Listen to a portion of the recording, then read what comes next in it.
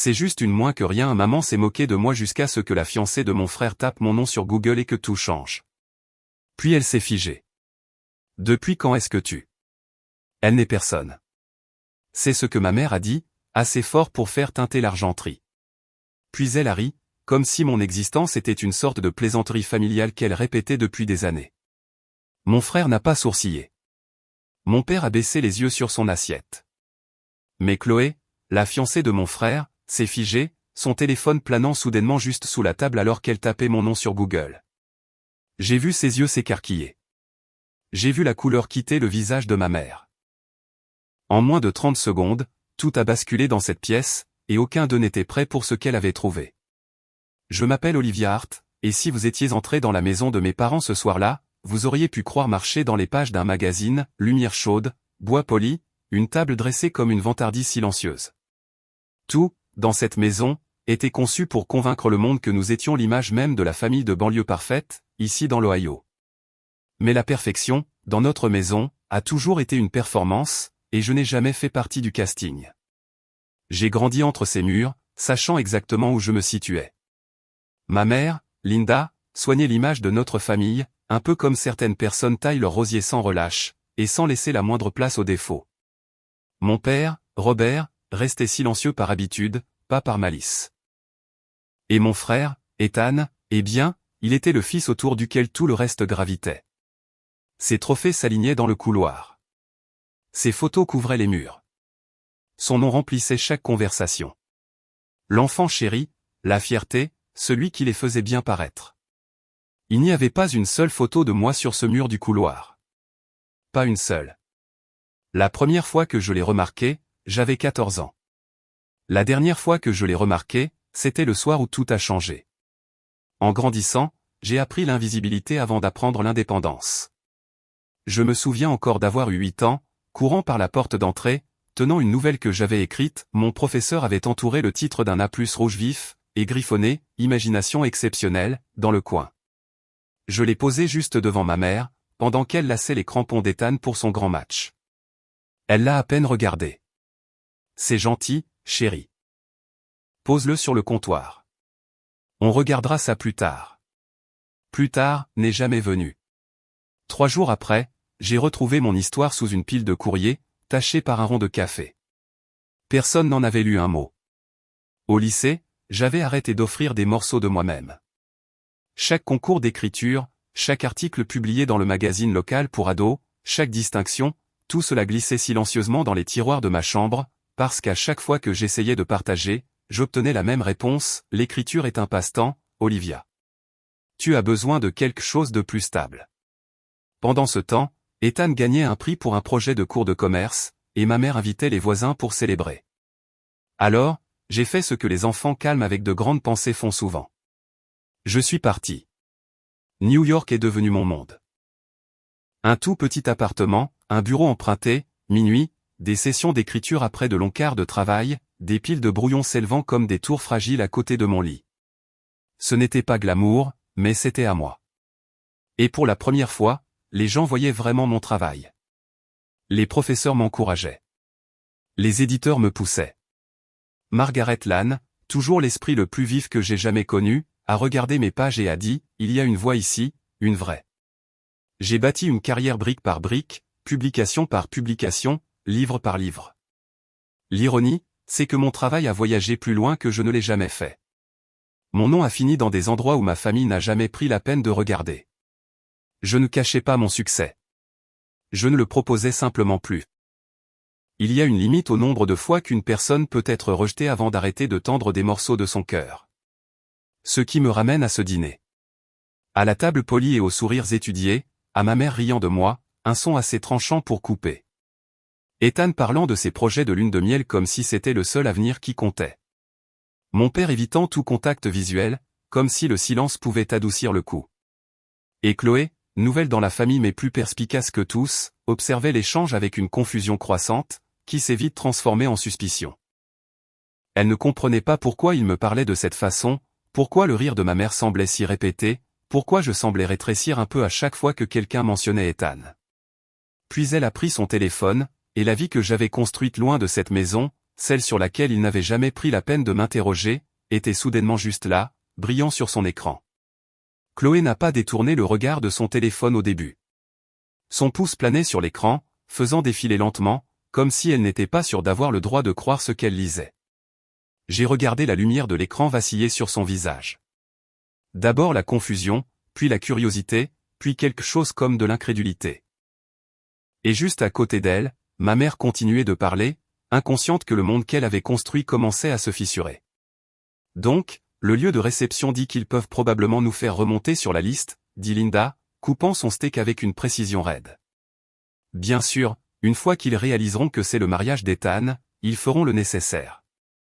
Chloé a fredonné poliment, fixant toujours son téléphone. Ethan n'a rien remarqué. Il était trop occupé à décrire le costume sur mesure qu'il avait commandé pour le grand jour. Mon père hochait simplement la tête comme il le faisait toujours, orbitant silencieusement autour des opinions de ma mère. J'ai pris une gorgée d'eau pour m'ancrer. La pièce semblait trop chaude, comme si les murs eux-mêmes se souvenaient de chaque affront de mon enfance, et se penchaient pour voir ce qui allait se passer ensuite. Le rire de ma mère a retenti à nouveau, aigu, métallique. « Tu sais, Chloé, dit-elle en baissant la voix comme si elle partageait un secret, Olivia a toujours été sensible. Elle prend les choses trop au sérieux. Elle a juste besoin de se détendre. » C'était là, le rejet familier. Le même ton qu'elle avait utilisé toute ma vie. Celui qui réduisait chaque sentiment que j'avais jamais eu à quelque chose d'incommode ou de dramatique. J'ai senti ma mâchoire se serrer. Pas exactement de colère, mais de reconnaissance. C'était ce qu'elle était. C'était ce qu'elle avait toujours été. Mais Chloé n'a pas souri, n'a pas hoché la tête. Elle n'a même pas fait semblant d'être d'accord. Elle a juste murmuré, presque pour elle-même, c'est étrange. Ma mère l'a entendu. Qu'est-ce qui est étrange? Chloé a finalement levé les yeux, droit sur moi. Pas avec pitié, pas avec confusion, mais avec le genre de curiosité qu'ont les gens lorsqu'ils découvrent une porte verrouillée dans une maison qu'ils croyaient déjà connaître. Rien, dit-elle doucement. Je cherchais juste quelque chose. La table s'est immobilisée un instant, à peine perceptible, sauf si vous aviez passé toute votre vie à sentir la tension avant qu'elle ne frappe. Ethan a interrompu son monologue sur la lune de miel. Mon père a bougé sur sa chaise. Ma mère a plissé les yeux. « Que cherches-tu » demanda-t-elle, trop nonchalamment. Chloé a hésité. Je l'ai vu, juste un clignement d'œil, mais suffisant pour révéler qu'elle assemblait les pièces du puzzle. La dynamique, les silences, la façon dont personne ne me demandait rien sur ma vie. Quelque chose ne collait pas pour elle, et elle n'était pas du genre à ignorer les pièces manquantes. Avant qu'elle ne puisse répondre, Ethan est intervenu. Probablement quelque chose sur le mariage. Ne la stresse pas, maman. Linda a forcé un sourire, mais n'a pas quitté Chloé des yeux. Eh bien, j'espère que c'est quelque chose d'utile. Il y a beaucoup à finaliser. J'ai poussé une carotte dans mon assiette. L'air semblait lourd, comme un nuage d'orage se formant au-dessus des centres de table. Le pire, c'est que je savais exactement ce que Chloé voyait sur son écran. Je pouvais imaginer les résultats de recherche, de la même façon que j'imaginais autrefois des intrigues en fixant une page blanche, articles, critiques, interviews, récompenses, mon nom imprimé dans des polices nettes que ma mère n'avait jamais pris la peine de chercher sur Google. Et pour la première fois ce soir-là, je ne me sentais pas invisible. Je me sentais exposé. Pas d'une mauvaise façon, mais d'une manière qui suggérait qu'une mèche avait été allumée quelque part sous la table. Chloé m'a regardé à nouveau, plus longtemps cette fois, non pas surprise, ni confuse, mais réalisant, comprenant. Puis elle a posé son téléphone face contre table à côté de son verre de vin, a croisé les mains, et a inspiré lentement comme si elle choisissait le moment exact pour parler. C'était le souffle avant l'impact. Pendant un long moment, personne n'a parlé.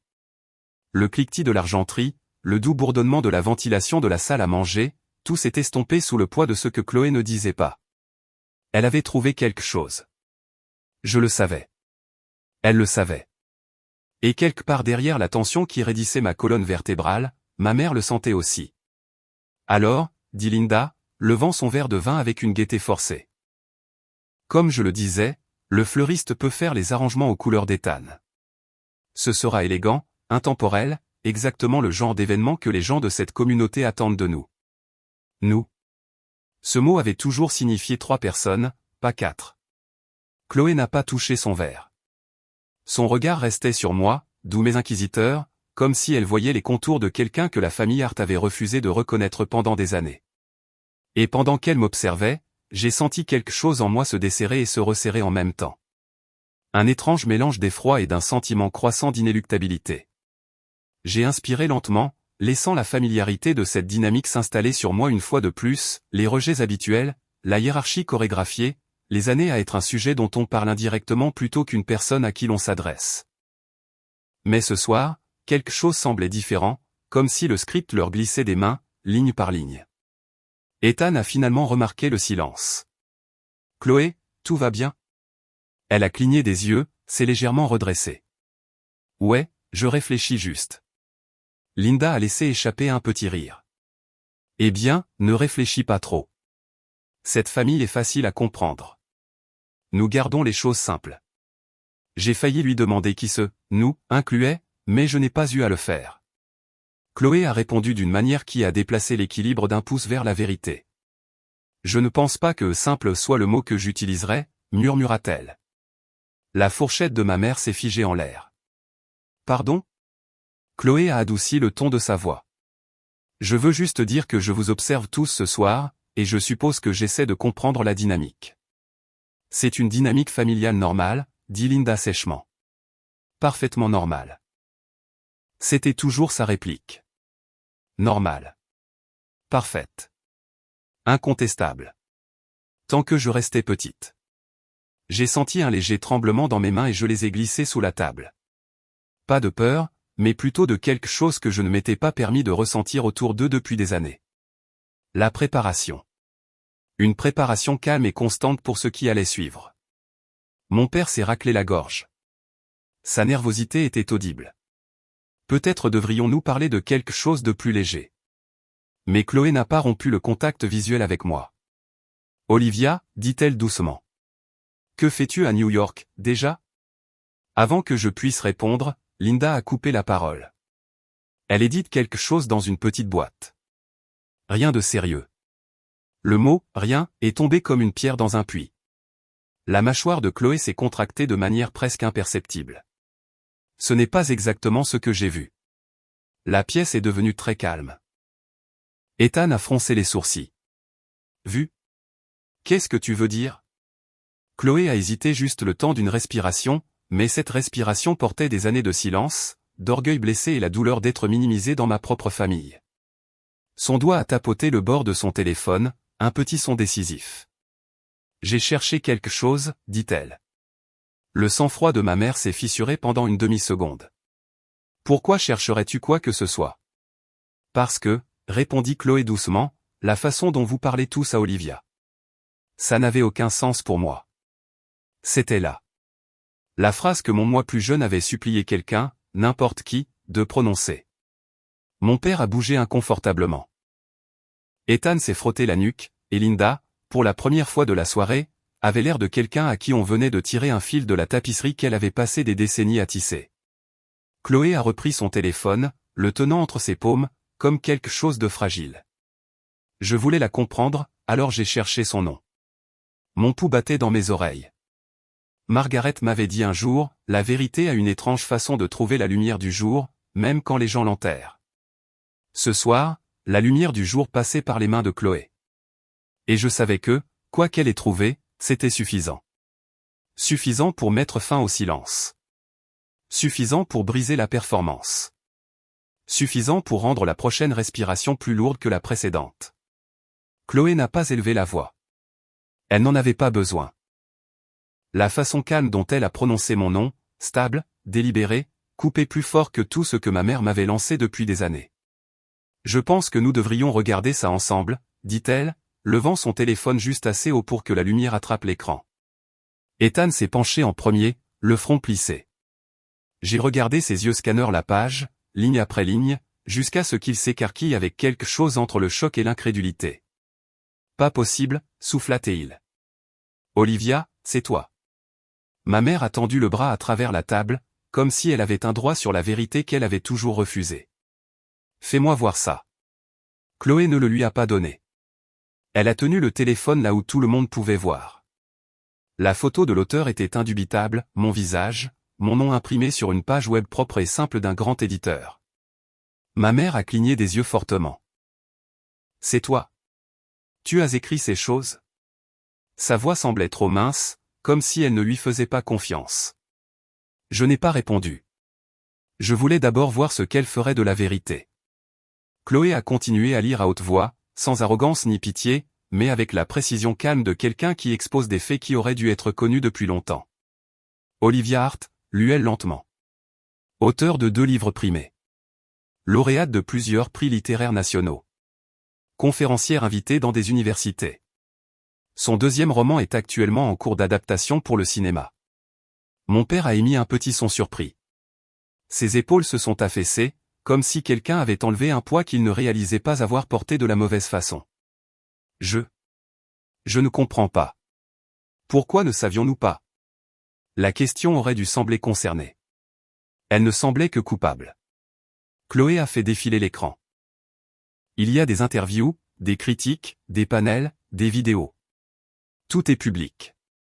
N'importe qui aurait pu voir ça avec une seule recherche. C'était la partie qui a finalement brisé quelque chose en moi. Pas le choc, pas la reconnaissance, mais la simplicité. N'importe qui. N'importe qui sauf eux. L'expression de ma mère s'est figée. Ça doit être une sorte d'erreur. Peut-être que tu as soumis quelque chose une fois et qu'ils ont exagéré. J'ai laissé échapper un souffle silencieux. Ce n'est pas une erreur. Elle a tressailli à mon ton. Ce n'était pas fort. Ce n'était pas en colère. C'était définitif. Tu aurais pu nous le dire, a-t-elle claqué, essayant de reprendre le contrôle. Tu aurais pu t'assurer que nous comprenions. Mes doigts se sont recroquevillés sur mes genoux. Maman, j'ai essayé. J'ai gardé ma voix stable même si ma gorge semblait serrée. Tu n'as juste jamais écouté. Elle a ouvert la bouche, mais Chloé est intervenue. Douce mais ferme. Linda, elle vous a donné tellement de chance. Ethan m'a regardé comme s'il voyait enfin le fantôme à ses côtés. Olivia, sérieusement. Tout ce temps. Mon père a enlevé ses lunettes, frottant les verres avec des doigts tremblants. Ses prix, ses articles. C'est important, n'est-ce pas? Ils le sont, dit Chloé avant que je ne le puisse. Énorme. Pendant un moment, la pièce a retenu son souffle. Quelque chose de brut est passé sur le visage de mon père. Quelque chose comme du regret. Quelque chose contre quoi ma mère luttait, avec chaque ligne rigide de sa posture. Elle a pointé un doigt tremblant vers le téléphone. Et alors? Tu as écrit quelques trucs et les gens les aiment. Ça ne veut pas dire. Mon rire l'a arrêté net. Ce n'était pas amer, juste fatigué. Une fatigue profonde, jusqu'aux os. Maman, dis-je doucement. Je n'avais pas besoin que tu comprennes le monde de l'édition. J'avais juste besoin que tu me regardes, que tu me vois. Le silence est tombé si lourdement que même l'air semblait tendu. J'ai regardé Ethan. Tu te souviens de l'année où j'ai gagné le concours d'écriture de l'État? Il a cligné des yeux, incertain. Peut-être. Je veux dire, j'avais un match ce jour-là, non? Tu avais un match de barrage, ai-je corrigé doucement. Maman et papa ont choisi d'aller à ça à la place. Je me suis tourné vers ma mère. Sa mâchoire s'est serrée, mais ses yeux vacillaient comme si elle se préparait à quelque chose qu'elle avait toujours évité. J'ai ramené le trophée à la maison, ai-je continué. Je l'ai mis sur le comptoir de la cuisine. Tu l'as déplacé le lendemain parce qu'il encombrait l'espace. Il a fini dans un carton au sous-sol. Le souvenir a frappé mon père. Je pouvais le voir à la façon dont ses épaules sont tombées. J'ai avalé ma salive. Et quand mon premier livre est sorti, je vous ai envoyé des copies. Signé. Vous n'avez jamais ouvert le paquet. Ce n'est pas juste, a claqué ma mère. Nous étions occupés. Moi aussi, ai-je dit. Mais je les ai quand même envoyés. Une longue pause fragile s'est étirée entre nous. Puis Chloé, que Dieu la bénisse, a posé la question exacte que personne d'autre n'osait poser. Linda, as-tu déjà, ne serait-ce qu'une fois, cherché le nom d'Olivia sur Google? Même par curiosité? Ma mère s'est raidie. Je n'ai pas l'habitude de fouiner. Ce n'est pas fouiner, a répondu Chloé, la voix douce, mais tranchante. C'est se soucier de quelqu'un. Mon père a fermé les yeux. Pas de colère, mais de réalisation. Nous ne savions vraiment pas, a-t-il chuchoté. Mais peut-être aurions-nous dû. Ethan a secoué la tête lentement, stupéfait. Liv, je te jure que je ne voulais pas, je sais, les jeux interrompus. Ce n'était pas toi. Pas vraiment. Tout avait toujours gravité autour de notre mère. Ethan s'épanouissait dans la lumière du soleil qu'elle lui donnait. Je vivais dans les ombres où elle insistait que je devais être. Le sang-froid de ma mère a fini par se briser. Alors quoi maintenant? Tu veux des excuses?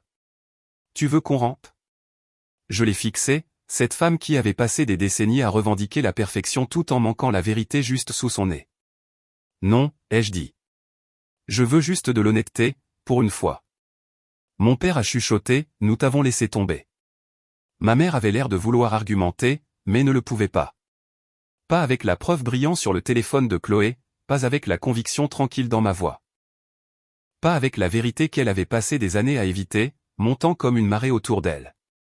Chloé a posé le téléphone face contre table, mettant fin à l'interrogatoire avec tendresse. Je pense qu'Olivia mérite mieux que la façon dont elle a été traitée. Et peut-être que ce soir est une chance de recommencer. Ethan a hoché la tête. Ouais, c'est vrai. Mon père a dégluti difficilement. Si tu le veux bien. Ma mère n'a pas parlé. Pour la première fois de ma vie, elle n'avait vraiment rien à dire. Je me suis levé, repoussant ma chaise. Mes jambes étaient stables. Étrangement, magnifiquement stables. Je ne demande pas la perfection, leur ai-je dit. Juste de la reconnaissance. Une petite place à la table dont vous m'avez tenu à l'écart pendant des années. Je n'étais pas sûr qu'il pourrait le faire. Mais je savais enfin une chose, s'il ne le faisait pas, je serais quand même bien. Parce que j'avais construit une vie où je n'étais pas invisible. Et ce soir, il l'avait enfin vu. Je suis parti ce soir-là sans claquer la porte, sans exiger la moindre promesse. J'ai simplement rassemblé mon manteau, hoché poliment la tête, et je suis sorti dans l'air froid de l'Ohio. Pour une fois, le froid semblait propre, comme de l'oxygène après des années à respirer à travers un filtre. Le lendemain matin, j'ai conduit pour rentrer à New York. L'autoroute se déroulait calme et régulière sous moi, me donnant l'espace dont je ne savais pas que j'avais besoin. Mon appartement à Brooklyn semblait différent quand j'ai ouvert la porte, comme s'il m'attendait pour que je revienne pleinement dans ma propre vie, sans me diviser en fille et écrivaine. 3 semaines se sont écoulées avant que mon père n'appelle. Pas pour des banalités, pas pour des excuses. Il a demandé le titre de mon premier livre. Sa voix tremblait un peu quand il a dit qu'il voulait commencer par le début. 1 mois plus tard, un paquet est arrivé de l'Ohio. De nouvelles copies de mes livres, chacune écornée et remplie de marque-pages adhésifs. À l'intérieur de la première couverture, il y avait une note de son écriture soignée, « J'écoute maintenant. Merci de ne pas avoir abandonné ta voix. » Ma gorge s'est serrée d'une manière que les récompenses ne m'avaient jamais fait ressentir. Ethan a appelé ensuite, posant des questions sur mon prochain projet, posant de vraies questions. Et Chloé. Elle prenait souvent des nouvelles, pas par culpabilité, mais par chaleur. Elle m'a dit qu'elle voulait que ses futurs enfants connaissent tant Olivia, l'auteur, pas une Olivia qui ne serait qu'une simple arrière-pensée. Même ma mère a changé, lentement, maladroitement. Elle a rejoint un club de lecture. Elle a recommandé mon roman, hésitante, mais fière. Quand elle me parlait, il y avait une nouvelle prudence, comme si elle réalisait enfin que les mots pouvaient blesser. Notre famille n'était pas magiquement réparée, mais le brouillard avait commencé à se lever. Et pour la première fois, je n'avais pas l'impression de marcher vers eux dans le noir. 3 mois après ce dîner, je me tenais dans mon salon, tenant la lettre de mon père, et réalisant quelque chose de simple mais puissant, être négligé ne m'a jamais défini. J'avais déjà construit une vie digne d'être vue. Leur reconnaissance était une arrivée tardive, pas la fondation. Et peut-être que c'est ça, la vraie guérison, laisser la vérité parler plus fort que les vieux rôles. Si vous vous êtes déjà battu pour être vu, racontez-moi votre histoire dans les commentaires. Et si celle-ci est restée avec vous, assurez-vous de vous abonner pour ne pas manquer le prochain chapitre. Vous ne savez jamais quelle vérité pourrait faire écho à la vôtre.